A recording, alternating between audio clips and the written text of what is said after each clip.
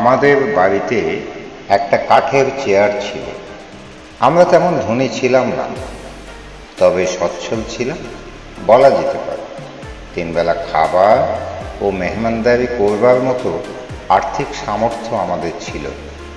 বাইরে বেড়ানোর মতো জামা কাপড় পরতেও পারতাম।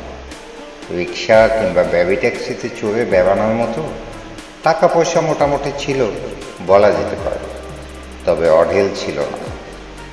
যদিও সে সময় খেতে না পাওয়া লোকজনের সংখ্যা নেহাত কম ছিল না। আমরা পড়ালেখা করে বড় হয়ে আমাদের অবস্থান পরিবর্তনের স্বপ্ন দেখতাম, তবে তেমন কোনো আক্ষেপ হতো না আমরা ধনী নই বলে। চেয়ারটি খুব পুরনো, রদ্দা রদ্দা কাঠ কেটে কেটে বানানো, বেশ ভারী ও শক্ত। কি কাঠ জানি না, গর্জন কিংবা লোহা কাঠ কিংবা অন্য কিছু, তবে কাঠ। আমি ও আমার ভাই বোনদের জন্মাবার বহু আগে থেকেই চেয়ারটা দেখে আসছে সবাই।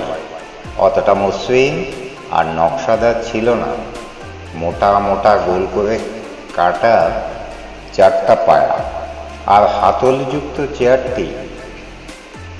শিশুকালে চেয়ারটায় বসবার জন্য খুব উৎসাহী ছিলাম, কারণ চেয়ারটায় বাবা বসতেন। ওটায় বসে বাবা বেশ রাশভারী মুড়ে থাকতেন। ভারী ভালো লাগতো বাবাকে দেখতে। স্বপ্ন দেখতাম আমিও একদিন বাবা হব আর চেয়ারটায় বসবো বাবারই মতো। বাবা যখন থাকতেন না, তখন চেয়ারটায় বসবার জন্য রীতিমতো ভাই বোনদের সাথে ঝগড়ার প্রতিযোগিতা লেগেই থাকত,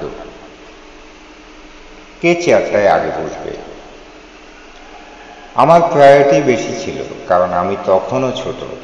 আমি ছোট ছিলাম বলে বাবা আমাকে প্রায় চেয়ারে বসতে দিতেন আর নিজে মেঝেতে বসে থাকতেন।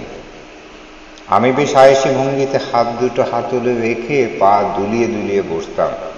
বাবার মতো বসতে চাইতাম। অনেকক্ষণ বসে থাকার ইচ্ছে হতো। ছোট হওয়াতে পা ঝুলে থাকতো, পায়ে বেশ ব্যথা হতো, তাই কিছুক্ষণ পরেই উঠে যেতাম। পায়ে ব্যথা পাওয়ার ভয়ে মাঝে মাঝে চেয়ারটাকে এড়িয়েও যেতে ভুলতাম না।